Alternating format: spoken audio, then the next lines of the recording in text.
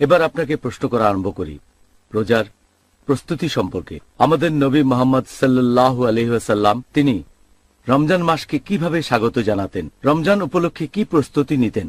এরকম একটা হাদিস আছে সহিহ বুখারীতে, খণ্ড নম্বর 3, বুক অব ফাস্টিং, হাদিস নম্বর 1969। আমাদের নবীর স্ত্রী হযরত আয়েশা রাদিয়াল্লাহু আনহা তিনি বলেছেন যে নবী তিনি রমজান মাস ছাড়া অন্য কোনো মাসেই সবগুলো দিন রোজা থাকতেন না, আর অন্যান্য মাসগুলোর মধ্যে শাবান মাসে তিনি সবচেয়ে বেশি রোজা রাখতেন।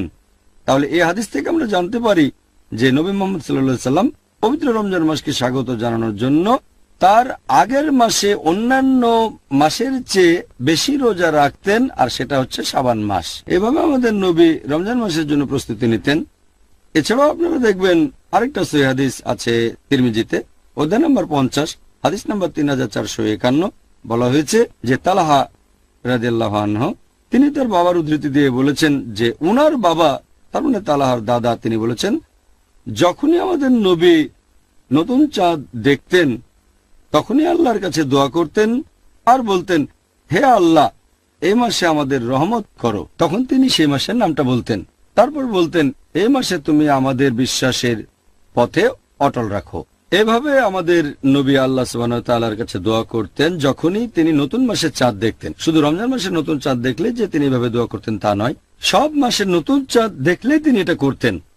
আর তিনি পবিত্র রমজান মাসে বিশেষভাবে যেটা করতেন সেটা হচ্ছে তিনি এই পবিত্র মাসের আগমনের কথা লোকজনকে জানিয়ে দিতেন। আর এটার উল্লেখ আছে মুসনাদ আহমদে, খণ্ড নম্বর 2, পৃষ্ঠা নম্বর 230, হাদিস নম্বর 7148, যে নবী মুহাম্মদ সাল্লাল্লাহু আলাইহি সাল্লাম তিনি লোকজনকে বলতেন যে তোমরা সবাই শোনো, এই রহমতের মাস এখন তোমাদের সামনে, আর আল্লাহ সুবহানাহু ওয়া তাআলা আদেশ দিয়েছেন যে এই মাসে তোমরা রোজা রাখবে, আর বেহেশতের দরজা এই পবিত্র মাসে খোলা থাকবে, দোজখের দরজা বন্ধ হয়ে যাবে, শয়তানের সময় শেকলে বাঁধা থাকবে, আর এই পবিত্র মাসে একটা রাত থাকবে যেটা 1000 মাসের চেয়েও অনেক উত্তম।